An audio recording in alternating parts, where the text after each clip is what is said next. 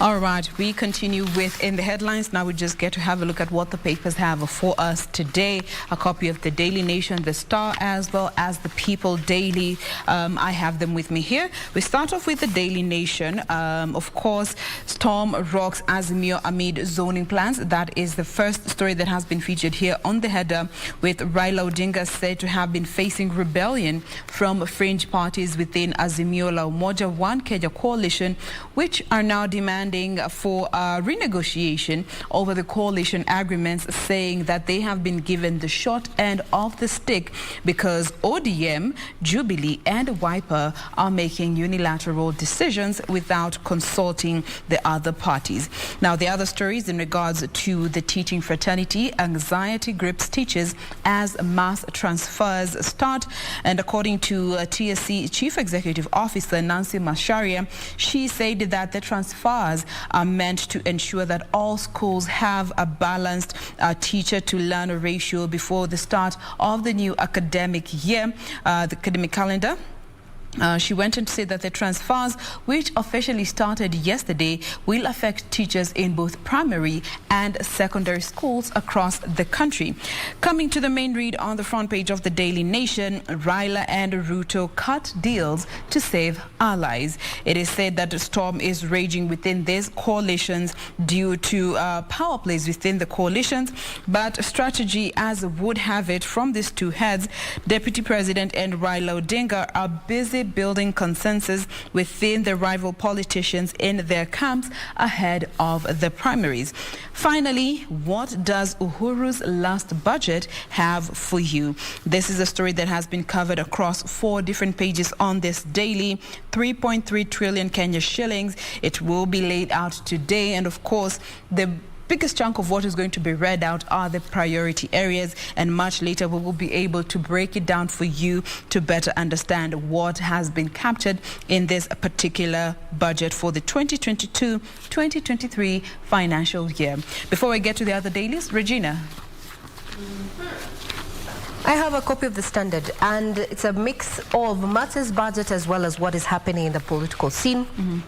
And now this scribe has gone with Raila's new Mr. Fix-It. This is none other than Raphael Tuju, who has been appointed as the Azimio La Umoja One Kenya Secretariat Executive Director. Mr. Fix-It. Now, this reflects on the former Jubilee Secretary General's political ascendancy and adds to his growing reputation as President Kenyatta and ODM leader Raila Odinga's Mr. Fix-It. Will he fix it? Well, time will tell. As you say, a day in politics is quite a long time. So that's the front page of the big read, actually, the big read on this particular daily this morning, talking about, Tuju and now his role as the executive director of, the secretariat under Azimio La Umoja One Kenya, So there's been talk in the political corridors, so to speak, that he had political ambitions. And when I'm talking about political ambitions, yes, he was a politician, yes, but he was eyeing a certain position, elective position, ahead of the August elections. Now it seems that that is not going to be happening because he has been appointed as the executive director. Still keeping up on matters politics, here is that why Mount Kenya might miss out on number 2. Wiper leader Kalonzo Musyoka entered Azimio La Umoja movement with a plan and forced it to change its name to Azimio La Umoja One Kenya to accommodate Oka. Now the mountain is rumbling as he pushes to be Raila's running mate.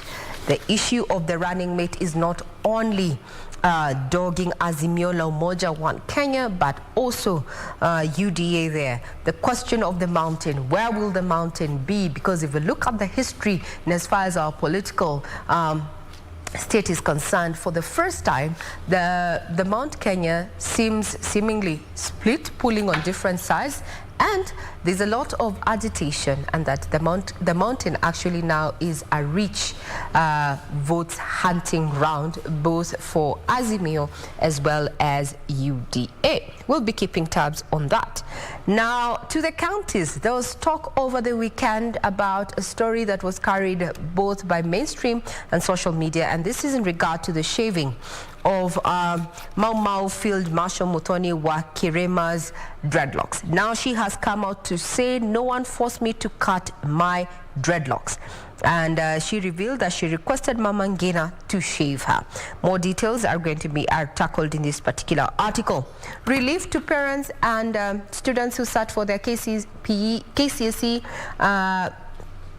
examination, where now the Form 1 selection results will be out next week to adequately allow parents as well as pupils know where they are going to be attending school, and also make those adequate preparations to get them into school.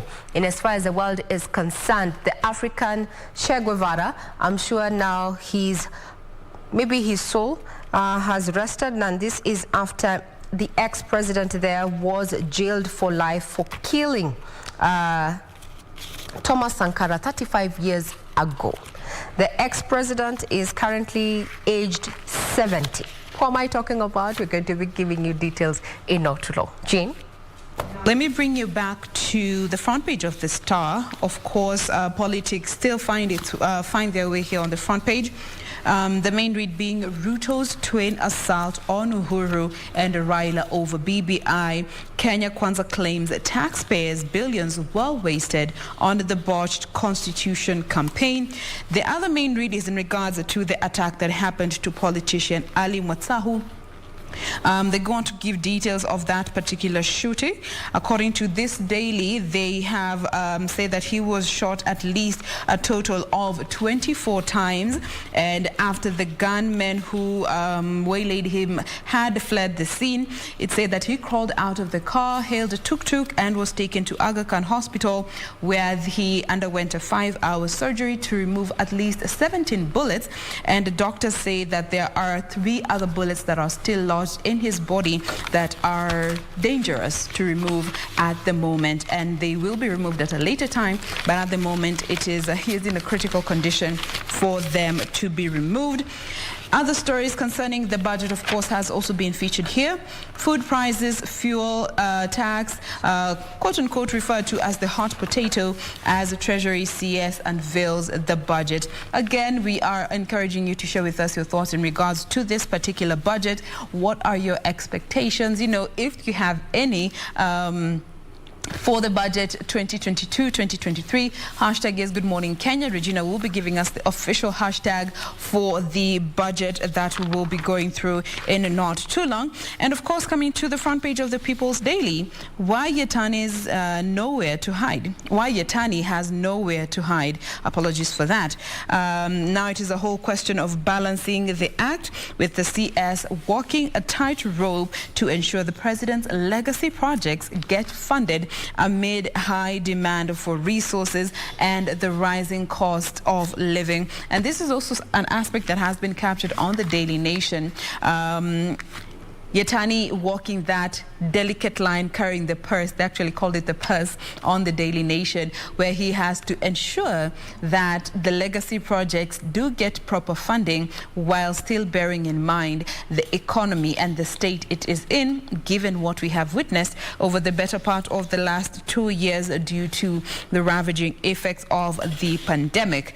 Finally, Form 1 selection results will be out next week. These are the words of Magoha, candidates to know the secondary schools that they have been chosen to go to by Tuesday next week. And then again, he also did point out that some students will miss out on the schools that they have selected due to poor choices that they made, considering there are a huge number of students who chose specific schools, and yet these schools do not have the capacity to take in all these numbers. So all that will be made public in the coming week. And finally, me in Mudavadi camp, you're kidding. These are the words of Sakaja, Nairobi senator, as the competition between him and Margaret Wanjiru rather, continues to rage on. That is what the People Daily, the Star, as well as the Daily Nation have for us on the front pages this morning. Regina. Now, I was talking about former Burkina Faso's President Blaise Compaoré, who was handed a life sentence in absentia yesterday over Thomas Sankara's murder. This took place 35 years ago. So if you do not know who Thomas Sankara is, well, just check it out. Google is your friend, as we say. Thomas Sankara has already been termed as quite a revolutionary leader there of Burkina Faso, whose, leadership was cut short following his murder there. Now, the former Burkina Faso president, Blaise Compaoré, who's 70 years, though in absentia, was handed a life sentence over Thomas Sankara's murder yesterday. That took place 35 years ago. Indeed, as you say, the long arm of justice will still catch up with you. Now we take a quick breather. We'll be back with more conversations around current affairs matters, and today being Budget Day, we're asking you, what are your expectations ahead of that presentation by Cabinet Secretary Uhuru at 3 p.m. Get tweeting. Our Twitter handle is at KBC Channel 1.